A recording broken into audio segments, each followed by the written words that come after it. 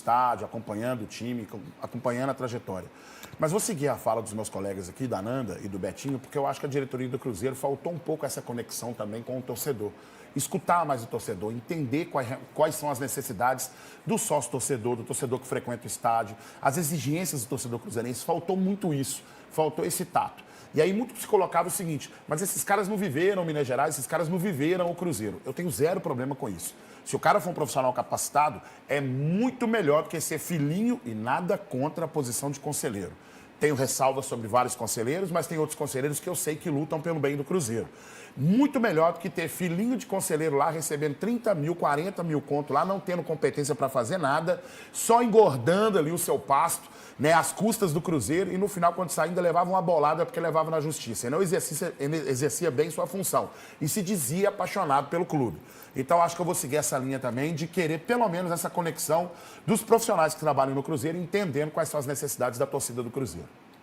E agora, Nandinha, já que você ainda está um pouco conectada com 2023, vamos ver o que aconteceu na vida do Coelho em 2023, na primeira retrospectiva do Alterosa Esporte.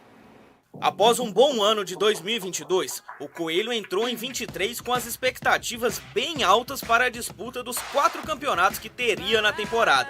Ainda sob o comando de Wagner Mancini, o time começou a se planejar para o ano. Eu também acho importante a gente citar que hoje o América tem uma Sul-Americana para jogar e uma Copa do Brasil.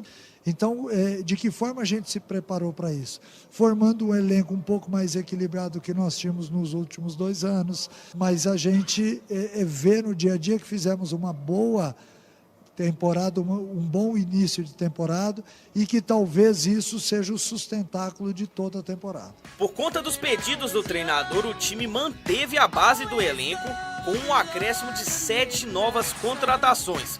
O goleiro Matheus Pazinato, o zagueiro Wanderson, os laterais Nino Paraíba e Nicolas e os atacantes Dadá Belmonte, Matheus Gonçalves e Mikael. Mas a primeira grande conquista no ano foi fora do profissional. O time sub-20 foi vice-campeão da Copinha, perdendo a final para o Palmeiras. Por conta do bom retrospecto, foram promovidos ao time principal 7 jogadores, entre eles Breno e Renato Marques, utilizados ao longo do ano. A primeira competição do time principal foi o Campeonato Mineiro. E podemos dizer que o clube começou a temporada voando, viu? Foram 12 jogos de invencibilidade, inclusive superando o Cruzeiro na semifinal do estadual com 2 vitórias. O problema é que a primeira derrota veio logo no momento que não poderia, na final contra o Atlético. O jogo de ida terminou em 3-2 e o de volta em 2-0, e o Coelho teve que se contentar com o vice-campeonato. Na Copa do Brasil, o América iniciou a competição nas primeiras fases e foi conseguindo avançar, mesmo com os resultados magros contra times considerados inferiores. O clube sobreviveu até as quartas, mas acabou sendo eliminado pelo Corinthians. O ano de 2023 também marcou a estreia do América na Sul-Americana. Com 3 vitórias, 1 empate e 2 derrotas, o time conquistou 10 pontos e se classificou em segundo lugar no Grupo F. Até passou para a fase de mata-mata, mas acabou sendo eliminado pelo Fortaleza nas quartas de final. Mas mesmo com as eliminações, a maior tristeza do América no ano ainda estava por vir no Campeonato Brasileiro. O time vinha disputando a Série A há 3 anos, com boas classificações nas edições anteriores. Para 2023, a expectativa era de se manter na divisão de elite e, quem sabe, novamente beliscar alguma competição internacional. O problema é que o início do campeonato já mostrava que o Brasileiro do América seria diferente dos anos anteriores. Na primeira rodada, o Coelho não viu a cor da bola contra o Fluminense e sofreu uma derrota por 3-0, dando início a uma sequência de 5 derrotas nas 6 primeiras rodadas da competição.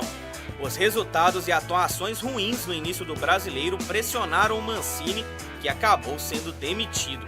O substituto escolhido foi o estrangeiro Fabian Bustos, que chegou com a missão de recuperar a moral e salvar o América. El club es un club ordenado, un club que se trabaja bien, pero cuando no conseguís resultados, eso emocionalmente afecta. La única forma en el fútbol de mejorar la confianza es consiguiendo un resultado positivo. O problema é que mesmo com a mudança de técnico, a fase ruim permaneceu. Já no desespero, o Coelho fez mais contratações para tentar melhorar a posição na tabela. Pedrinho, Casares, Burgos e o goleiro Washington Aguirre foram anunciados, mas nenhum deles foi efetivo e a sequência ruim se manteve por todo o campeonato.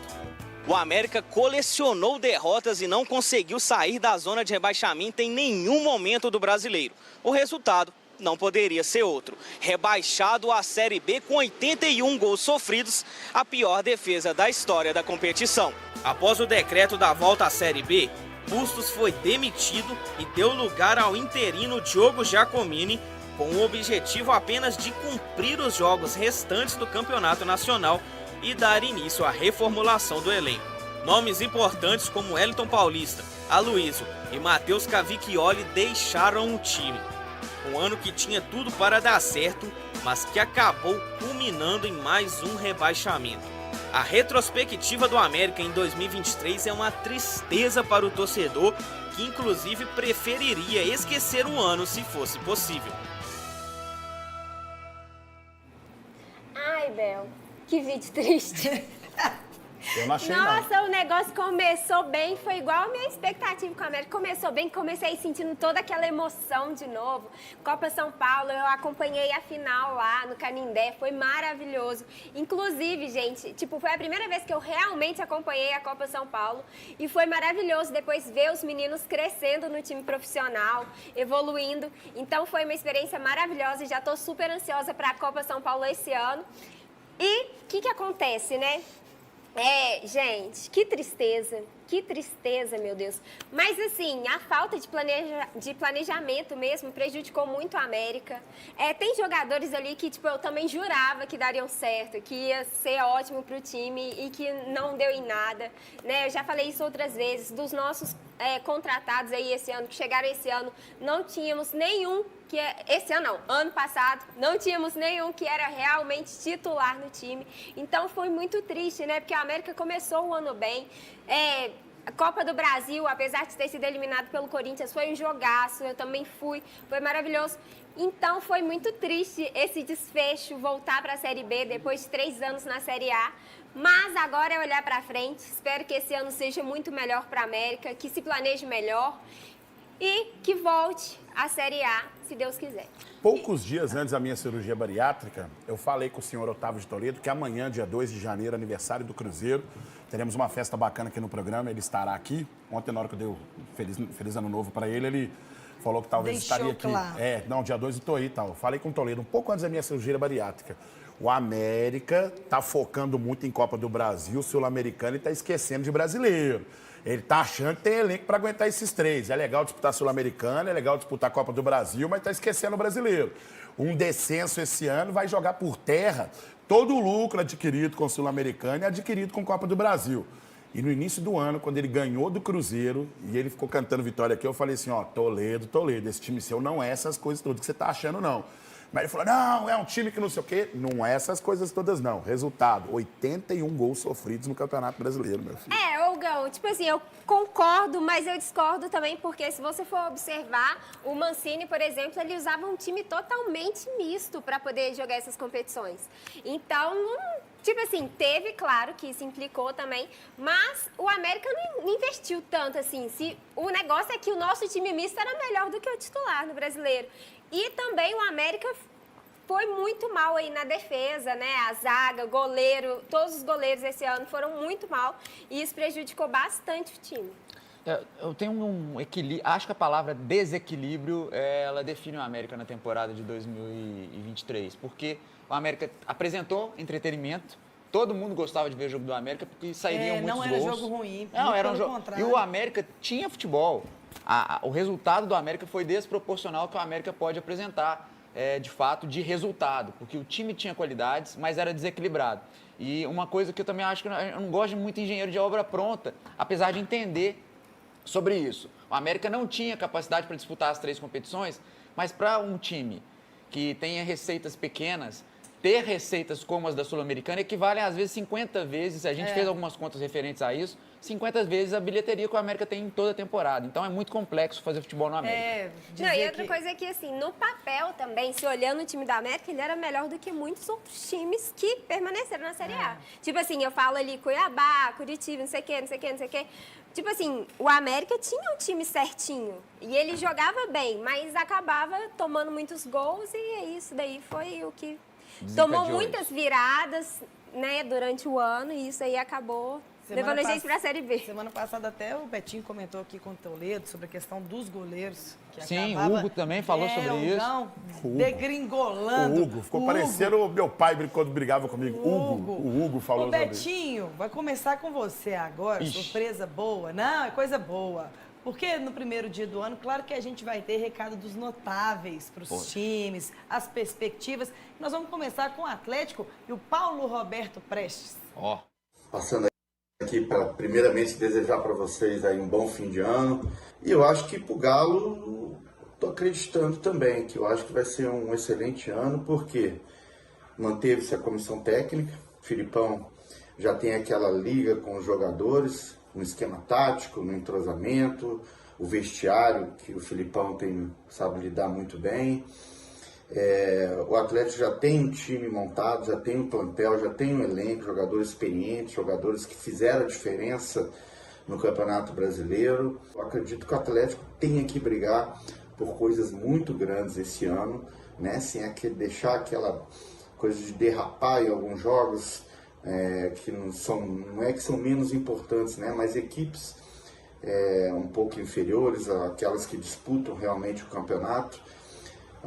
Eu acredito que o Atlético pode dar muita liga, sim. E acredito muito. Eu acho que nós vamos ter um ano muito promissor, porque está tudo caminhando para esse destino, né? Com o elenco, com a comissão técnica mantida, com a diretoria que foi mantida, com o nosso presidente, com o Rodrigo Caetano, né? Com o estádio que o Atlético aí vai ter muita renda esse ano, vai ter muito mais shows. Eu acho que o Atlético financeiramente também, né, com a SAF aí deu uma segurada nas dívidas. Então, galera, eu acho que vamos fazer uma figa aqui, mas eu acho que vai ser só alegria. Deus te ouça, tomara. E só desejar mesmo para todo mundo aí essa entrada de ano novo e que venha 2024, que a gente está esperando com muita ansiedade. Boas palavras do capitão. Vale ressaltar aí alguns destaques do que ele disse muito bem. Ele falou sobre a Arena, o estádio do Atlético, que começa a ser um ponto de apoio importante para o Atlético ter receitas novas. O outro ponto importante é que time sem base, principalmente no Brasil, que é um país emergente financeiramente, precisa da base revelar e tem um percentual ainda maior. Mas o ponto 3, que o Atlético acertou muito e deu mostras de maturidade, apesar de a gente saber que nos bastidores há divergências de opiniões sobre essa pessoa. É um cara extremamente chato, inclusive, mas eu vou falar isso aqui claramente. O Atlético marcou um golaço ao manter o Rodrigo Caetano como diretor de futebol. Porque no meio do futebol, quem pesquisa sabe, ele é um cara cumpridor de palavra, é um cara que tem respeito dos atletas e para manter um elenco muito perto ali, com pequenas arestas a se aparar, você precisa de um cara que consiga fazer isso e gastando pouco, que é um perfil importante que o Rodrigo Caetano tem. Parabéns ao Atlético nessas questões. Meus amores, agora vamos para o intervalo. Daqui a pouco tem mais recado, tem mais retrospectiva e previsões também. Até já!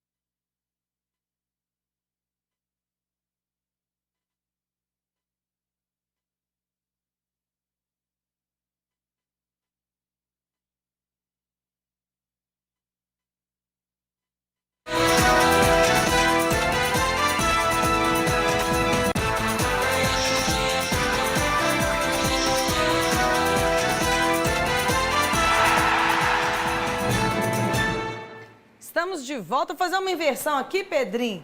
Vou começar com a retrospectiva celeste. O 2023 do Cruzeiro começou com a afirmação de que o objetivo era não ser rebaixado no Campeonato Brasileiro. Por isso, a diretoria contratou 26 jogadores. Sabemos que esse ano não será simples, não será fácil. Mas através de muita briga, de muita competição, nós vamos sim, mesmo com as dificuldades financeiras, colocar o Cruzeiro como protagonista. Mas é óbvio que houve um aumento, um incremento de receitas, né? Justamente para que o clube consiga ser competitivo também na Série A, mas ainda está distante do que a gente imagina como ideal, principalmente porque ainda tem muita dívida para pagar. O estadual foi tratado mais como um laboratório para a sequência do ano, teste que deu errado. E a equipe sequer chegou à final. Foi eliminada na fase anterior para o América e perdeu o técnico Paulo Pessolano, o responsável por comandar o time na volta à elite do futebol brasileiro. Uma decisão tomada com muita frialdade, ¿sí? Muito pensada. Esta decisão está tomada em dezembro, também. Saiu o uruguaio, chegou o português Pepa e com um discurso bem diferente do começo do ano. Não é para brigar para não descer, não. Aqui o nosso objetivo é claro, e quero dizer isto aqui hoje bem claro. São as competições internacionais, ponto. A estreia oficial do português marcou também o primeiro jogo da Raposa na volta à primeira divisão. A ansiedade tomou conta e o Cruzeiro começou a Série A perdendo para o Corinthians. Mas logo emplacou uma sequência de 3 vitórias consecutivas, o que deixou a Raposa na primeira posição. Em meio a essa euforia, chegou a Copa do Brasil. O time celeste entrou na terceira fase porque, segundo o regulamento da competição, o campeão da Série B tem essa vantagem. Eliminou o Náutico, mas saiu para o Grêmio nas oitavas de final com um empate e uma derrota. Agora, somente no Brasileiro, a equipe caiu de produção e ficou 5 jogos sem vencer, até derrotar o São Paulo por 1-0 no Independência. Aliás, o mando de campo, gente, como foi complicado para a Raposa no ano passado. O time jogou no Horto, no Mineirão e até mandou partida para Uberlândia. Foi um clássico contra o Atlético. Nesse ano, resolvemos adotar posições mais firmes. Resolvemos comprar algumas brigas, justamente porque acreditamos que o protagonismo não vem de graça. O protagonismo se ganha, se conquista. Ficou decidido então que a equipe voltaria ao gigante da Pampulha, mas os números não melhoraram. O Cruzeiro não conseguia vencer em casa, o que gerou revolta da torcida. A pressão aumentou, a Raposa não vencia em casa e a zona do rebaixamento estava cada vez mais próxima. Sobrou pro Pepa, que perdeu o emprego para a chegada de Zé Ricardo. Mas ele também não deu certo e deixou a equipe no Z4. A solução estava em casa. O experiente Paulo Autuori, que tinha aposentado do cargo de treinador e era diretor técnico, chegou cheio de frases de efeito. Eu sou anti-sucesso. Sucesso é efêmero. Fogos artificiais brilham e desaparecem. Eu prefiro falar de prestígio. Letras juntas formam uma palavra. Palavras juntas formam uma frase. Frases juntas formam, e concatenam uma ideia. A sua ideia são apenas palavras. Palavras são opiniões. Frases de efeito que surgiram efeito na equipe e com ele não teve derrota. Estreou com vitória fora de casa contra o Fortaleza e a confirmação na Série A foi o empate contra o Botafogo no Rio de Janeiro. O objetivo do Pepa, então, de voltar à América passou a ser real e o empate contra o Palmeiras, na última rodada, confirmou o time na Copa Sul-Americana. O trabalho é muito sério, né? Como homem do futebol, já passei por alguns clubes, tanto aqui quanto fora, e sei que os processos são muito claros e que a tendência é seguir adiante e o passo seguinte mais com mais qualidade. Amanhã, exatamente amanhã, dia 2 de janeiro, eu faço 10 anos de TV Alterosa. E o futebol na minha vida, primeiro, ele sempre foi o que foi na vida de todo mundo. Diversão, lazer e tal. E quando eu venho para a telinha, eu começo a entender algumas coisas, como, por exemplo, a parte do entretenimento do futebol.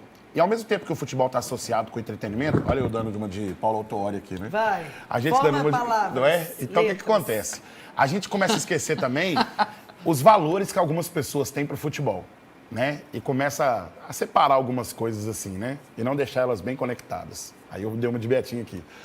Porque o Paulo Autuori, gente, é um cara que eu olho e eu tenho uma admiração pelo Paulo Autuori.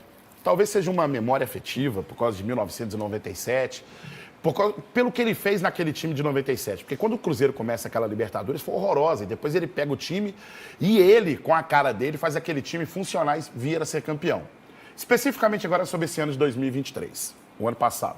O que acontece? Qual nós estamos falando? O que pega? Quando começa o ano, que o Paulo Pesolano tá ali, ninguém tinha informação de que ele não queria ficar, que ele já estava com aquele desejo de sair, mas a diretoria manteve ele. Isso é um erro. Agora vamos lá. Você tem o Ramiro, né? Você tem o Richard que chegou e você tem as outras, os outros reforços que chegaram. Não é muito azar você de repente dar uma olhada e ver que o Gilberto não funcionou, com todos os times do Brasil querendo o Gilberto. O Ramiro se lesionar, e o Ramiro era aquele homem do cartão amarelo, aquele carregador de piano. Aquele cara que fala com você assim, ó, mano, pode driblar lá na frente à vontade, atrás eu vou te dar o suporte. E o Richard, que todo mundo no Brasil elogiava como um dos maiores volantes, que acaba se envolvendo naquela possibilidade do escândalo das apostas. Vem o Campeonato Brasileiro, e aí a coisa começa a degringolar, porque você não tem bons resultados dentro de casa. Por mais que o Pepa tenha feito aquele primeiro momento. Quando o Pepa é demitido e vem o Zé Ricardo, aqui nesse programa eu falei, não estou confiante no trabalho do Zé Ricardo. Quando assume o Paulo Autuori, ali eu já fiquei um pouco mais tranquilo, apesar do momento difícil que a gente vivia. Paulo Autuori não teve tempo de treinar o time e colocar muito bem a cara dele. Acho que nem era tanto o objetivo dele. Ele fez o básico do futebol. E o básico salvou o Cruzeiro do rebaixamento de 2023. Ou seja, diretoria, se conecte mais com a torcida. Ouça mais o seu torcedor. E não tem mais tempo para erros. E não faça como fez o coleguinha de Verde, os coleguinhas de Verde. Não foque apenas em Copa do Brasil, em Sul-Americana e esqueça o brasileiro. É claro, você vai ter um Cruzeiro e Palmeiras, um Cruzeiro e Flamengo, um Cruzeiro e Vasco. Às vezes você tem uma reta final de uma Sul-Americana, você pode poupar jogador. Mas não abdique de competições, não abdique. E vamos firme para esse ano de 2024, que eu sigo confiante que o Cruzeiro vai se dar bem. E vamos ver agora a retrospectiva alvinegra.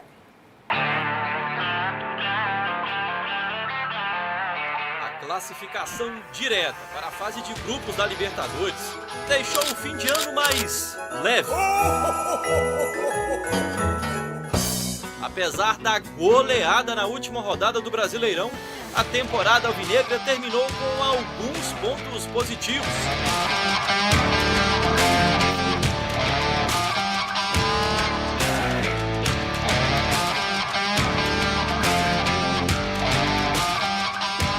Outros, nem tanto.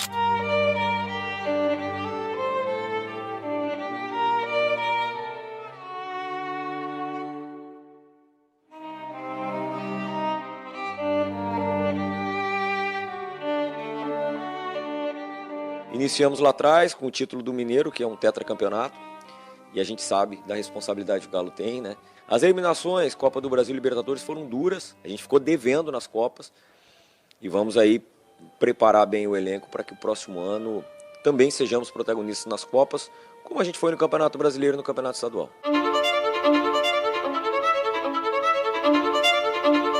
No estadual, o sucesso realmente apareceu.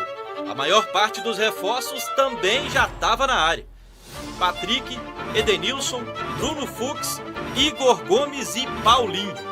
Já com as novas contratações, o Galo fechou a primeira fase no topo do Grupo A, como líder geral da competição. Na semifinal, o time deixou o Atlético pelo caminho. A decisão foi contra o América. Com 2 vitórias, o Atlético garantiu o 48º título mineiro, o 4º de forma consecutiva. Espero continuar levando alegria para toda a massa e continuar escrevendo uma linda história com essa camisa. Antes da decisão do estadual, o Galo já tinha iniciado a caminhada na fase preliminar da Libertadores. Depois de passar pelo Carabobo da Venezuela, pelo Milionários da Colômbia, o time caiu no grupo G do torneio e avançou na vice-liderança. A essa altura do campeonato, a Copa do Brasil e o Brasileirão também já estavam rolando. E foi aí que surgiu o período mais complicado na temporada. Após momentos conturbados, a relação entre o Atlético e o então treinador Eduardo Cudê acabou de vez. Eliminado pelo Corinthians na Copa do Brasil, o técnico insistia nas cobranças junto à diretoria.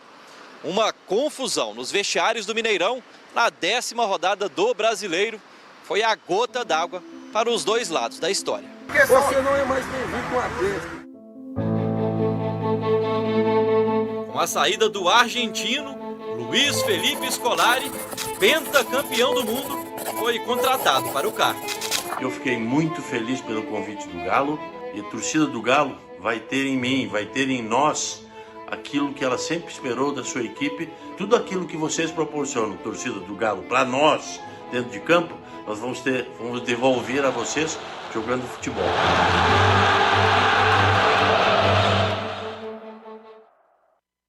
Apesar do otimismo e de já contar com outros reforços como o Maurício Lemos e Batalha, o início do técnico não foi nada animador, viu? Pelo Brasileirão, o Galo amargou 8 jogos seguidos sem vitória, 7 sob o comando de Felipão. Também na disputa da Libertadores, a equipe foi eliminada pelo Palmeiras nas oitavas de final do torneio. Mesmo questionado, Luiz Felipe Scolari seguiu no cargo e a redenção apareceu na competição que restava. Uma arrancada impressionante fez o Atlético entrar no G4 do Brasileiro e chegar à última rodada ainda sonhando com o título. Em campo, o time foi liderado principalmente pela dupla Hulk e Paulinho. Com 20 gols, o camisa 10 foi o artilheiro isolado do campeonato. Dono da melhor campanha no retorno, o Galo não ficou com a taça, mas garantiu confiança suficiente para acreditar em dias melhores na próxima temporada. Vamos conversar algumas coisas, para colocar algumas coisas possivelmente em prática já neste final de temporada, início de temporada do ano que vem, para ver se a gente consegue, então, dentro de um panorama geral, uma outra coisa para disputar mais títulos e em melhores condições. Perfeito. Ó, o Atlético é um ano que se passou, mas muitas lições, né? Algumas de convicção, a certeza de que algumas coisas não são como pastel que sai fritinho em 5 minutos. E aí você pega o Palmeiras, que eliminou o Atlético na Libertadores, e entende isso. Futebol é construção de tempo, de convicção, de certeza que o trabalho está indo bem. O Palmeiras do Abel Ferreira eliminou o Atlético pela 3ª vez, não tendo o melhor time, talvez, tecnicamente, mas tendo uma equipe. Então, para se vencer, é preciso ter equipe. E o Atlético, sabendo disso, precisa entender algumas questões. O Filipão, com quase 10 jogos, chegando na 10ª partida, conseguiu a primeira vitória contra o São Paulo, que foi a partida de estreia do Lucas Moura e a apresentação do Rames Rodrigues, naquele intervalo com a Libertadores da América. Ali o Atlético começou a vencer, mas já havia ali uma cobrança muito grande para a saída do Filipão. E como eu disse agora há pouco, futebol não é pastel. Então é uma construção de tempo, de convicções, de ideia de jogo. E aí muita gente foi para o lado do etarismo com o Filipão e muita gente que se diz muito democrata. E aí não entenderam que ele é o 6º maior vencedor. E aí você fala assim, Betinho, você acha que o Filipão tem o futebol que mais agrada? Não. Mas falar que ele não entende de futebol são coisas diferentes. E ele prova nesse momento que ele fez tudo que o outro não fez. Qual que era o problema do Cudê? O problema dele não é a falta de técnica, ele é muito bom tecnicamente. É o problema emocional do Eduardo Cudê. Ele joga contra si mesmo a qualidade que ele pode apresentar ao mundo. E o Filipão tem tudo isso ao contrário. Ele fala o seguinte, meu time é bom e mesmo não tendo peças, só o final, Bebel, é que ele falou o seguinte, que ele começou a pincelar em algumas coletivas que a gente estava presente, ele falou, algumas coisas que vocês querem que eu faça, eu não posso fazer. Sim. Eu não consigo propor o jogo porque eu não tenho algumas peças. Sim. Ele falou isso textualmente em perguntas que, inclusive, a gente fez. Então, vocês precisam entender isso. Mas só no final da temporada, ele blindou tudo que o Kudê fez. Ele fez ao contrário, na função inversa. Exatamente. Kudê, né, em então, algumas situações. é um pouco de resumo da ópera do Atlético nessa temporada de 2023. Que se passou. Sensacional. E vamos ver como que o Ronaldo